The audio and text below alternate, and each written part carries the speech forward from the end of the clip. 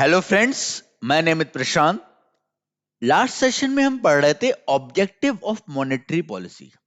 जहां मैंने आपको बताया था हर कंट्री का सेंट्रल बैंक अपनी कंट्री में मॉनेटरी पॉलिसी बनाता है। हमारी कंट्री का सेंट्रल बैंक है आरबीआई। तो हमारी कंट्री में जो मॉनेटरी पॉलिसी बनाता है वो रिजर्व बैंक ऑफ इंडिया बनाता है। हमारी कंट्री में जो मॉनेटरी पॉलिसी बनाई जाती है वो बाय मंथली बनाई जाती है। तो हम ये पढ़ रहे थे कि आरबीआई मॉनेटरी पॉलिसी क्यों बनाता है, what is the objective of making monetary policy and how RBI achieve its objective। तो हमने ये पढ़ा था कि आरबीआई जो मॉनेटरी पॉलिसी बनाता है वो इकोनॉमिक ग्रोथ और इकोनॉमिक स्टेबिलिटी के लिए बनाता है, यानी आर्थिक विकास और आर्थिक स्थिरता। तो आर्थिक विकास और आर्थिक स्थिरता आरबीआई कैसे अचीव करता है? आरबीआई आर्थिक विकास और आर्थिक स्थिरता by controlling inflation and deflation, यानी इन्फ्लेशन और डिफ्लेशन को कंट्रोल करके मार्केट में आरबीआई अपने ऑब्जेक्टिव को अचीव करता है। इन्फ्लेशन क्या होता है? महंगाई। और डिफ्लेशन क्या होता है? मंदी। तो मार्केट में जब वस्तु और सेवाओं की प्राइस बढ़ने लगते हैं तब मार्केट में क्या आता है? तब मार्केट में इन्फ्लेशन आता है। और जब वस्तु और सेवाओं की प्राइस घटने लगते हैं तब मार्केट में क्या आता है? तब मार्केट में डिफ्लेशन आता है। तो हमने लास्ट सेशन में पढ़ा था कि इन्फ्लेशन कैसे आता है। जब लोगों की परचेजिंग पावर बढ़ती है, लोगों की डिमांड बढ़ती है, जिस रेशियो में डिमांड बढ़ी हुई है उस रेशियो में सप्लाई नहीं है तो प्राइस बढ़ते हैं। और हमने ये भी पढ़ा था कि अगर उन प्राइसेस को कंट्रोल नहीं किया जाए तो वो प्राइसेस कितने हद तक बढ़ सकते हैं, यानी हमने इन्फ्लेशन की स्टेजेस भी पढ़ी थी कि अगर प्राइसेस बढ़ते हैं और वो अगर एक पर्टिकुलर परसेंटेज पर जाते हैं तो वो कौन सी स्टेज पर आती है। तो हमने डिस्कस किया था कि महंगाई की कुछ स्टेजेस होती हैं, जैसे creeping inflation, walking inflation, running inflation, galloping inflation और हाइपर इन्फ्लेशन। तो मैंने बताया था कि इंडिया ने कभी हाइपर इन्फ्लेशन फेस नहीं किया। तो मार्केट में जब एक्सेस ऑफ मनी सप्लाई हो जाता है तब मार्केट में इन्फ्लेशन आता है, और अगर उसे कंट्रोल नहीं किया जाए तो हमें इन्फ्लेशन की और भी स्टेजेस देखने को मिल सकती हैं जो इकोनॉमी के लिए या कंज्यूमर्स के लिए हार्मफुल होती हैं। अब हम इस सेशन में पढ़ेंगे डिफ्लेशन के बारे में, यानी मंदी के बारे में, कि मार्केट में मंदी कैसे आती है और अगर मार्केट में मंदी को कंट्रोल नहीं किया जाए तो वो किस हद तक बढ़ जाती है, यानी और क्या समस्याएं हमें फेस करनी पड़ती हैं जब मार्केट में मंदी बढ़ने लगती है। तो आइए स्टार्ट करते हैं और समझते हैं मंदी के बारे में। पहले हम सारी समस्याओं के बारे में बात करेंगे, बाद में हम देखेंगे कि क्या सॉल्यूशन है, कैसे आरबीआई अपनी मॉनेटरी पॉलिसी के थ्रू इन्हें कंट्रोल करता है। तो पहले समस्याओं को अच्छे से समझ लेते हैं। तो हमने इन्फ्लेशन को समझ लिया कि अगर कंट्रोल नहीं किया गया तो वो किस हद तक बढ़ सकती है। अब हम डिफ्लेशन को भी समझ लेते हैं कि अगर डिफ्लेशन आता है और उसे कंट्रोल नहीं किया गया तो वो किस हद तक जा सकता है। तो डिफ्लेशन का मतलब मंदी। तो इसकी डेफिनेशन है a general decline in price often caused by reduction in the supply of money और क्रेडिट। तो जब मार्केट में मनी सप्लाई कम होती है, मार्केट में प्राइसेस कम होने लगते हैं, तो that is known as deflation. ठीक है। अब प्राइस फॉल, अगर मार्केट में प्राइस फॉल हो रहा है तो किसे अफेक्ट कर रहा है? तो मार्केट में जब प्राइस फॉल होते हैं तो इट अफेक्ट द प्रोड्यूसर। जैसे मैंने आपको बताया था, अगर प्राइस राइज होते हैं तो it affect the consumer, but when price fall it affect the producer और सेलर। अब देखो मार्केट में डिफ्लेशन आ कैसे रहा है। मार्केट में डिफ्लेशन ऐसे आ रहा है जब लोगों की परचेजिंग पावर कम हो रही है। अब लोगों की परचेजिंग पावर कैसे कम हो सकती है?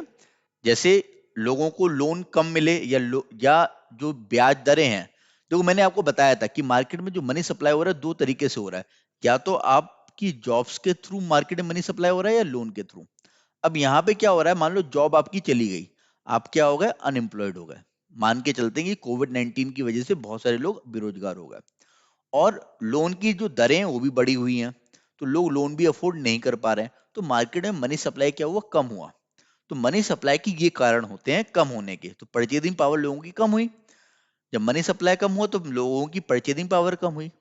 अब जब परचेजिंग पावर कम हुई तो ऑब्वियस सी बात है, लोग क्या करेंगे? लोग डिमांड भी कम करेंगे। जब आपके पास पैसा होता है तब अपनी आप डिजायर्स हैं या जो डिमांड है वो पूरी करते हो, और जब पैसा नहीं होता तब आप डिमांड नहीं करते हो। और मार्केट में डिमांड कम है, सप्लाई का रेशियो बढ़ा हुआ है, तो प्राइस क्या होंगे? प्राइस कम होंगे। तो मैंने आपको स्टार्टिंग में बताया था कि मार्केट में जो इन्फ्लेशन और डिफ्लेशन वाली सिचुएशन है, वो डिमांड और सप्लाई के मिसमैच की वजह से आती है। अगर डिमांड ज्यादा है, सप्लाई कम है, तो प्राइस बढ़ेंगे। डिमांड कम है, सप्लाई ज्यादा है, तो प्राइस कम होंगे। तो प्राइस का कम होना ऑब्वियस सी बात है, वहां पर क्या लाएगा? वहां पे डिफ्लेशन लाएगा, मंदी लाएगा। ठीक है, देखो, अगर कोई भी सेलर कोई पहले 10 रुपए की चीज थी, अब वो 8 रुपए में बेचेगा, तो वहां पर क्या होगा? उसे नुकसान होगा। इस 10 रुपए में उसे प्रॉफिट हो रहा था, अब ये 8 रुपए का बेचेगा, तो उसे क्या होगा? मान लो ये एक सिचुएशन आ गई मार्केट में कि उसे 8 रुपए का बेचना पड़ रहा है क्योंकि मार्केट में डिमांड कम है। अब वो 8 रुपए में इसलिए रेडी हो गया बेचने के लिए क्योंकि इस पर क्या हो रहा है? इस प्राइस पर उसका जो रेवेन्यू है वो उसकी कॉस्ट के बराबर है। और ये 10 रुपए में क्या हो रहा था? उसका जो रेवेन्यू है वो बढ़ रहा था, और कॉस्ट कॉस्ट से ज्यादा जो है उसकी रेवेन्यू थी। तो 10 रुपए में इसलिए बेच रहा था क्योंकि इस पे उसका जो टोटल रेवेन्यू है वो बढ़ा हुआ था और टोटल कॉस्ट कम थी। पर 8 रुपए में वो इसलिए रेडी हो गया कि चलो हम सरवाइव कर जाएंगे मार्केट में, तो हमारा टोटल रेवेन्यू टोटल कॉस्ट के बराबर हो जाएगा, यानी जितनी हमारी लागत है उतने हमारा रेवेन्यू आ रहा है, तो हम इस प्राइस पर बेच लेंगे।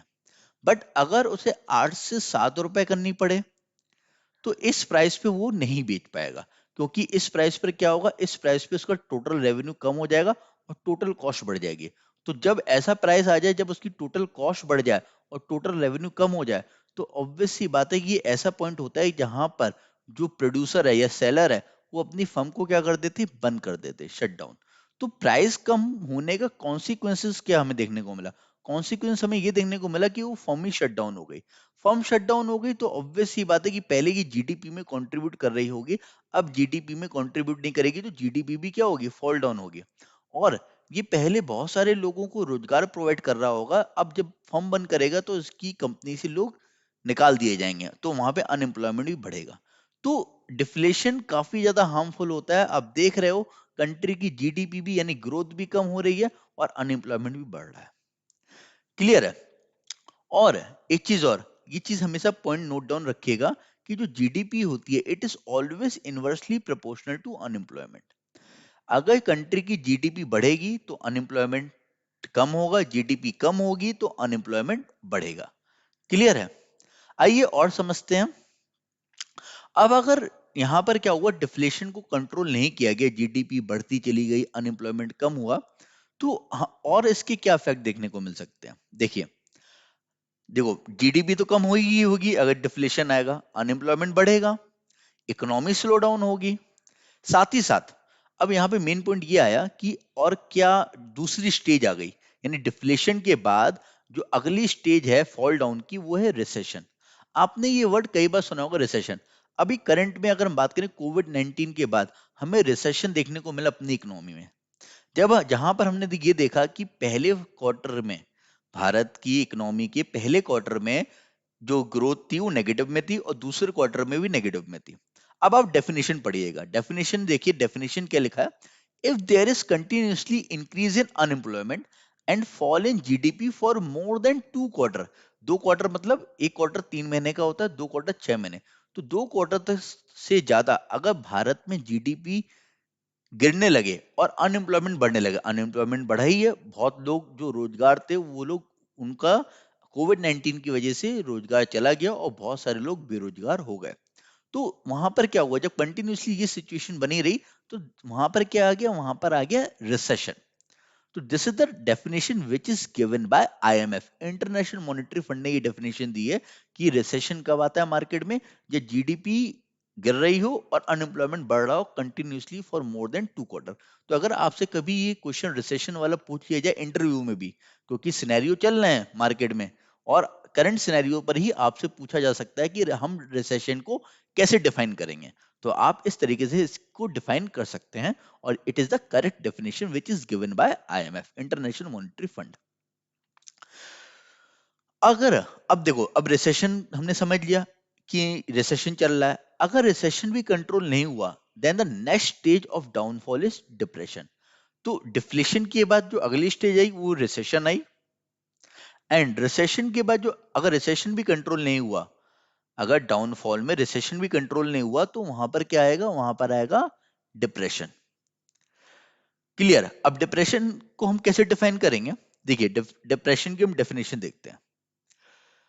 In economic, a depression is sustained long-term downturn in economic activity in one or more economies. यानी जब आपकी कंट्री रिसेशन के दौर पे चल रही है और आपके साथ जो और भी कंट्री बिजनेस कर रही थी उनके भी बिजनेसेस अफेक्ट हुए, उनकी भी कंट्री में रिसेशन आ गया, तो वो सिचुएशन डिप्रेशन वाली होगी। मान लो हमारे साथ 4 कंट्रियां जुड़ी हुई थी, यूएस है, जापान है, ऑस्ट्रेलिया है, कनाडा है। अब ये कंपनी भी भारत में थी। अब जब ऑब्वियस सी बात है कि हमारे के यहाँ लोग बेरोजगार होंगे तो डिमांड नहीं करेंगे, परचेजिंग पावर कम होगी उनकी। तो हमारी जब परचेजिंग पावर कम होगी तो हम जो जो यूएस, कनाडा, ऑस्ट्रेलिया और जापान की कंपनी हमारे क्या सामान बेच रही थी उन्हें भी नहीं खरीद पाएंगे, उन्हें भी लॉस होगा।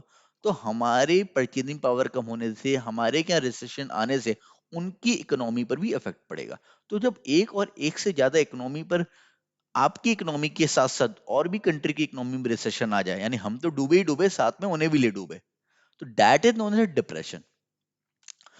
और अगर डिप्रेशन भी कंट्रोल नहीं होता है, यानी डिप्रेशन के साथ इवन मान लो हमारी इकोनॉमी गई, साथ में 4 इकोनॉमी और गई, और इसके साथ अगर ये भी, ये अगर ये इस समस्या को सॉल्व नहीं किया गया, यानी डिप्रेशन को कंट्रोल नहीं किया गया, तो जो लास्ट स्टेज है, last stage of downfall is great depression. Great depression is the last stage where world wide economy is crash, यानी वर्ल्ड वाइड जितनी भी कंट्री हैं वो क्या हो जाती हैं, क्रैश हो जाती हैं। ग्रेट डिप्रेशन पूरे वर्ल्ड वाइड में 1930s के टाइम पे आया था, 1930 के टाइम पर आया था, जब न्यूयॉर्क का जो स्टॉक मार्केट क्रैश हो गया था। और ग्रेट डिप्रेशन में क्या हो रहा है कि आप समझ रहे हो कि पूरे वर्ल्ड वाइड, देखो अभी हम ग्लोबलाइजेशन के लेवल पे हैं, तो ग्लोबलाइजेशन पर तो और ज्यादा ये इफेक्ट होता है। जब भी हम ग्लोबलाइजेशन के स्तर पर कार्य कर रहे होते हैं तो सारी इकोनॉमी एक दूसरे से जुड़ी हुई होती है। तो अगर एक को चोट लगती है तो उसका दर्द सबको होता है। तो we are interconnected, our economy is interconnected. अगर एक को चोट लगेगी तो और पर भी असर पड़ेगा। तो यहाँ पर अगर हम बात करें, वही बात है कि अगर कोई चोट है, उसे अगर सही नहीं किया गया तो वो पूरी बॉडी को अफेक्ट करने लगती है। तो यही चीज है कि अगर डिफ्लेशन को कंट्रोल नहीं किया गया तो वो इस तरीके से उसकी स्टेजेस बढ़ती जाएंगी और अदर इकोनॉमीज भी डूबने लगेंगे। तो देखिए, the great depression was a severe world wide economic depression that took place mostly during the 1930s. It was the longest, deepest and most widespread depression of the 20th century. तो 20वीं सदी का सबसे बुरा दौर था 1930 का, जब पूरे वर्ल्ड वाइड ग्रेट डिप्रेशन आया था। पूरे वर्ल्ड वाइड कंट्री की जीडीपी फॉल डाउन हो गई थी और अनएम्प्लॉयमेंट चरम सीमा पे था। करोड़ों अरबों लोग बेरोजगार हो गए थे। ठीक है? तो जब पूरे वर्ल्ड वाइड जब ऐसी सिचुएशन आ जाए, then it is known as great depression. Clear? तो 1930 के समय आया था, उसके बाद फिर कभी ग्रेट डिप्रेशन नहीं आया। रिसेशन, डिफ्लेशन, डिप्रेशन ये कई बार हमें देखने को मिले उसके बाद भी, बट ग्रेट डिप्रेशन उसके बाद कभी देखने को नहीं मिला। अब हम डिस्कस कर लेते हैं, अभी तक हमने डिस्कस किया था समस्याओं के बारे में, अब हम डिस्कस कर लेते हैं समाधान के बारे में। तो डिफ्लेशन जब बढ़ रहा है तो अब उसे कंट्रोल कैसे किया जाएगा, यानी जब मार्केट क्रैश हो रहा है तो मार्केट को क्रैश करने से कैसे रोका जाएगा। तो मार्केट को क्रैश करने से रोकने के लिए आरबीआई के पास जो टूल है, देखो मैंने बताया आरबीआई ही कंट्रोल करेगी, तो आरबीआई के पास जो टूल है मार्केट को कंट्रोल करने का मॉनेटरी पॉलिसी के थ्रू, वो है इंटरेस्ट रेट। अब आप पूछोगे सर ये कौन से इंटरेस्ट रेट है? ये वो इंटरेस्ट रेट है जिस इंटरेस्ट रेट पर आरबीआई बैंकों को लोन देता है, बैंकों को लोन देता है। और यहां पर अगर हम बात करें, देखो बैंक क्या करते हैं, बैंक आरबीआई से लोन लेते हैं और अपने कस्टमर को लोन देते हैं। क्लियर है? अब यहां पर अगर क्या होगा, देखो अगर मार्केट में डिफ्लेशन को कंट्रोल करना है तो आरबीआई, जो डिफ्लेशन का मतलब क्या हुआ कि मार्केट में मनी सप्लाई कम है, तो मार्केट में मनी सप्लाई को क्या करना है, बढ़ाना है। मार्केट में मनी सप्लाई को बढ़ाना है, तभी मार्केट में क्या होगा, लोगों की परचेजिंग पावर बढ़ेगी, लोग डिमांड करेंगे, और मार्केट में जब डिमांड बढ़ेगी तब वहां पर क्या होगा, वहां पर जो बिजनेसेस है वो रीओपन होंगे। देखो क्या हुआ था कि जब बिजनेसेस शट डाउन हो रहे थे तो वहां पर एक तरीके का साइक्लिकल अनएम्प्लॉयमेंट आ रहा था। जैसे अगर हम देखें कि बिजनेसेस जब शट डाउन हो रहे थे तो वहां पे साइक्लिकल अनएम्प्लॉयमेंट कैसे आ रहा था, देखो जब जैसे मैंने बताया ना कि अगर एक एक इकोनॉमी गिरेगी तो उसके साथ दूसरी भी गिर रही है, तीसरी भी गिर रही है, तो वहां पे क्या हो रहा है, ऐसी बिजनेसेस के साथ भी होता है कि अगर एक बिजनेस गिर रहे हैं या दो बिजनेस गिर रहे हैं तो उसके साथ साथ और भी बिजनेस डाउनफॉल में जाने लगते हैं क्योंकि बहुत सारे लोग बेरोजगार हो रहे होते हैं। अब वही बात है कि जब मार्केट में लोगों को रोजगार देना है तो वो साइकिल फिर से चलानी पड़ेगी। तो साइकिल यानी मनी सप्लाई के कम होने से गिरी थी, अब साइकिल को फिर से रन करना है तो मनी सप्लाई को बढ़ाना पड़ेगा। तो आरबीआई सप्लाई बढ़ाना चाहता है तो आरबीआई क्या करेगा कि बैंक जिस रेट पे आरबीआई से लोन ले रहा है, आरबीआई उन रेट्स को कम कर देगा। आरबीआई उन रेट्स को कम कर देगा तो बैंक अपने जो कस्टमर को लोन दे रहा था वो भी कम कर देगा जिस रेट पे। तो अपने जो रेट ऑफ इंटरेस्ट है कस्टमर को वो दे रहा है जिस रेट पे, उस रेट ऑफ इंटरेस्ट को भी कम कर देगा। तो जब वो रेट ऑफ इंटरेस्ट कम कर देगा तो वहां पे जो कस्टमर जॉब कर रहे हैं या जो अफोर्ड कर सकते हैं कम ब्याज दर पे लोन लेना, वो वहां पे मार्केट में बैंक के पास जाएंगे, बैंक से लोन लेंगे, और जब बैंक से लोन लेंगे तो मार्केट में क्या होगा, मनी सप्लाई बढ़ेगा। तो मार्केट में मनी सप्लाई बढ़ाने के लिए आरबीआई ये जो ब्याज दर है, जिस ब्याज दर पे वो बैंकों को लोन देता है, उस ब्याज दर को कम कर देगा। और अगर मार्केट में मनी सप्लाई को रोकना है, कम करना है, तो वो ब्याज दरों को बढ़ा देता है। आइए देखते हैं। देखिए, आरबीआई को अगर मार्केट में डिफ्लेशन को कंट्रोल करना है तो वो अपने इंटरेस्ट रेट को कम करता है। ठीक है, ये बनी बात है कि इंटरेस्ट रेट कम होंगे। और बैंक क्या करेगा, बैंक भी अपने इंटरेस्ट रेट कम कर देगा। बैंक इंटरेस्ट रेट कम कर देगा, कस्टमर खुश हो जाएगा, कस्टमर लोन की डिमांड बढ़ा देगा और मार्केट में मनी सप्लाई बढ़ जाएगा। तो मार्केट में मनी सप्लाई बढ़ने से डिफ्लेशन कंट्रोल होगा। ओके। अब अगर इन्फ्लेशन कंट्रोल करना हो, इन्फ्लेशन कैसे आया, जब मार्केट में मनी सप्लाई ज्यादा था, लोगों के पास पैसा ज्यादा था। अब आरबीआई चाह रहा है कि लोग ज्यादा खर्च ना करें, लोग डिमांड ना करें। तो आरबीआई जो लोन के रूप में जो जो मार्केट को कंट्रोल कर सकता है, वो आरबीआई कैसे करेगा कि आरबीआई अपनी ब्याज दरें बढ़ा देगा। आरबीआई चाह रहा है कि लोग लोन ना लें, तो आरबीआई अपनी ब्याज दरें बढ़ा देगा, बैंक अपनी ब्याज दरें बढ़ा देगा, और कस्टमर यहाँ पर क्या होगा, कस्टमर लोन की डिमांड कम कर देगा, लोन की डिमांड कम कर देगा तो मार्केट में मनी सप्लाई कम हो जाएगा। तो मार्केट में मनी सप्लाई को जो बैलेंस करेगा वो आरबीआई अपने इस इंटरेस्ट रेट के बेसिस पर ही करेगा। अगर मार्केट में डिफ्लेशन होता है तो इंटरेस्ट रेट कम कर दिए जाते हैं, मार्केट में इन्फ्लेशन होता है तो इंटरेस्ट रेट बढ़ा दिए जाते हैं। तो इसके थ्रू यहां पर वो मार्केट में महंगाई और मंदी को कंट्रोल करता है। अब हम आने वाले सेशन में यही पढ़ेंगे कि ये कौन कौन से इंटरेस्ट रेट है। फॉर एग्जांपल इंटरेस्ट रेट में हम बैंक रेट के बारे में पढ़ेंगे, हम रेपो रेट के बारे में पढ़ेंगे, हम रिवर्स रेपो रेट के बारे में पढ़ेंगे। तो मॉनेटरी पॉलिसी के टूल हैं और उन टूल्स के थ्रू वो कैसे कंट्रोल करता है, कैसे वो टूल्स काम करते हैं, वो हम आने वाले सेशन में समझेंगे। बट आप इतना समझ लो, अगर आपसे पेपर में क्वेश्चन पूछा जाए या आपसे कोई पूछे कि इन्फ्लेशन को कंट्रोल करने के लिए इंटरेस्ट रेट क्या किए जाते हैं, बढ़ाए जाते हैं, चाहे कोई भी हो, चाहे वो बैंक रेट हो, चाहे वो रेपो रेट हो, चाहे वो रिवर्स रेपो रेट हो, सारे इंटरेस्ट रेट बढ़ाए जाते हैं।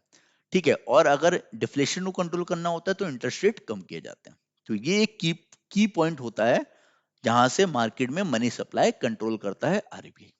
आई होप आपको यहां तक सारे कॉन्सेप्ट क्लियर होंगे। अब हम आगे मॉनेटरी पॉलिसी के टूल्स के बारे में पढ़ेंगे। Okay, thank you.